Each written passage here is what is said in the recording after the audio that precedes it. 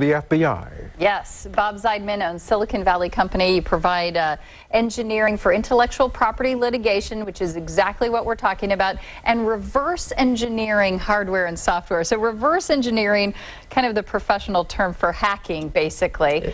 But your company does what is happening here. You follow a court order, which is exactly what's happening in this case with Apple. First of all, I just have to ask you, so the FBI chief admitting that a mistake was made, they reset that passcode thinking they could get into the phone, and now it's locked them out. I would think that the FBI could still get into a single phone. Well, I think the FBI can, but the thing is, they don't know how the phone works like Apple works. And I think because of the time is of the essence, that they want Apple to go in and do it for them.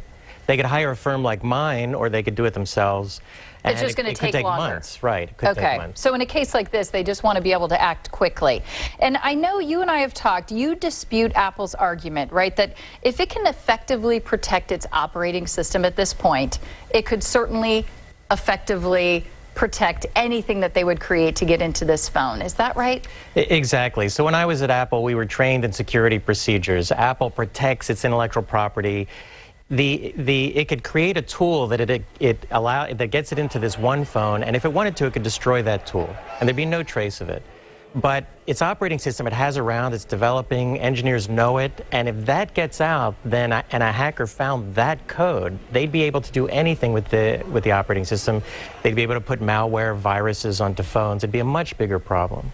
Okay, so is it possible to get into this one phone? Could we going forward go at this sort of thing by a case-by-case basis? Could we get into this phone and not compromise the rest of the iPhones and the intellectual property and the encryption?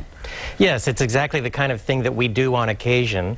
You're not broadcasting something over the entire internet. When Apple patches your phone, when it upgrades it, it's broadcasting over the entire internet. It's code to get into your phone and change things. In this, they can take it into a laboratory, plug it in, run it one time to just disable the self-destruct feature, then give that modified phone to the FBI and destroy the tool that disabled this feature. Okay, and I know you kind of said it's like giving the FBI the lock. Or how did you say it? The like, outside lock? Right, it's like the FBI is saying, just unlock the screen door, and we're going to pick the lock. Because the FBI still has the hard part of undoing the encryption, which, if Apple has done it right, that's going to be a near impossible job anyway. It's just the self-destruct feature the FBI is asking them to turn off. Okay, so just that first barrier. Right. All right, thank you. So we're going to talk a little bit more about this in our next hour of Morning Sun 2, and Bob Zeidman will be back. We're going to talk about why Apple is fighting this so much, and we're also going to talk about should this or should this not set a precedence going forward. Garcia and Dave will be back in the next hour. All right, Pam and Bob, thank you. Time is 7:47. Let's go to Sal, see if everybody's behaving on the roads. You're watching the South Bay, right? That's right. We are looking at just a lot of slow traffic.